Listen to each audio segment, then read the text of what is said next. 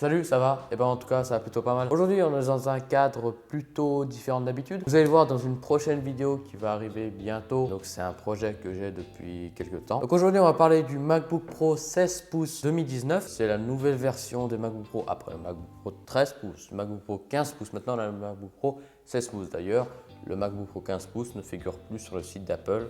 Il n'y a plus que le MacBook Pro 13 pouces et le MacBook Pro 16 pouces. Donc ce MacBook Pro 16 pouces, il a un écran beaucoup plus lumineux, il y a beaucoup moins de bords que les anciennes versions comme le MacBook Pro 13 pouces ou le MacBook Pro 15 pouces. Niveau puissance, on est sur un processeur Intel Core i9 avec, attention je vais lire parce que je ne m'y connais pas beaucoup. On est sur une AMD Radeon Pro 5500M qui remplace donc la Radeon Pro 560X. Ce Mac il pourrait être extensible jusqu'à 8 cœurs et jusqu'à 64 Go de mémoire interne, donc ce qui est relativement énorme. Avant, on avait le droit jusqu'à 32 Go. Le son, on a beaucoup plus de basses et beaucoup moins de vibrations, qui va donc faire un son beaucoup plus pur et naturel grâce au système de 6 haut-parleurs qu'il y a dedans. Après, je ne sais pas si ça va encore faire vibrer le Mac, parce que sur le MacBook Pro 13 pouces, je ne sais pas sur le MacBook Pro 15 pouces, mais ce que j'ai pu remarquer, c'est que quand vous mettez le son souvent assez fort, le Mac commence à vibrer. Donc, je ne sais pas si c'est en rapport avec ça, le rapport de vibration. Bon.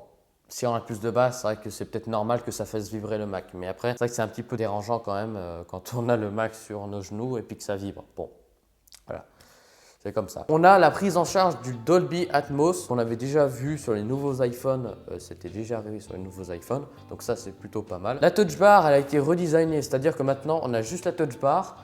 Et sur les côtés, en fait, on a le Touch ID qui est séparé. Et d'autre côté, on a la touche Escape qui, de base, était une touche tactile. Et maintenant, ça rajoute une touche clavier, donc une touche physique. Elle est plus tactile, mais maintenant physique. Niveau autonomie, on est sur 11 heures de navigation Internet ou 11 heures pour regarder des films sur l'application Apple TV. Et donc pour charger ce Mac assez puissant, on a un chargeur USB-C 96 watts dedans la boîte. Et au prix, on est sur du 3199 € pour 1 Tera de stockage et 64 Go de mémoire, donc c'est relativement cher. Et ça peut monter encore beaucoup plus cher avec 8 Tera, donc ce qui est énorme, 8 Tera sur un ordinateur, sur un Mac. Sachant que moi, sur mon disque dur externe, j'ai 2 Tera, donc ce qui est relativement énorme, 8 Tera.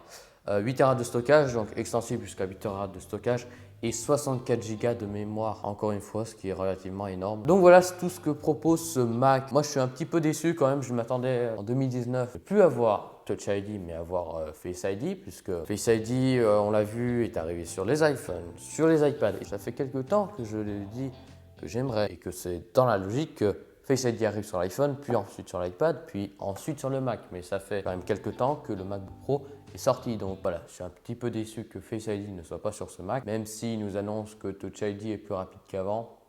Ouais. Aussi, peut-être un petit peu moins de bords encore, peut-être faire un écran bord à bord cette fois-ci sur cet écran. Là, on a moins de bords, on a encore un petit peu de bords, donc je suis un petit peu déçu de ce côté-là aussi. Et la caméra, elle est toujours en 720p, une caméra FaceTime 720p. Ils auraient pu au moins mettre du 1080p. Ça fait quelques années qu'elle y est, la 720p, ce qui fait une qualité vraiment dégueulasse. Enfin, c'est correct, mais quand vous êtes dans une pièce pas trop éclairée, ça va pas le faire. Donc voilà, j'espère que cette vidéo vous aura plu. Si c'est le cas, n'hésitez pas à lâcher un pouce bleu dans la barre du pouce bleu. On peut se retrouver sur Snapchat, Twitter, Instagram et bien entendu sur la chaîne YouTube.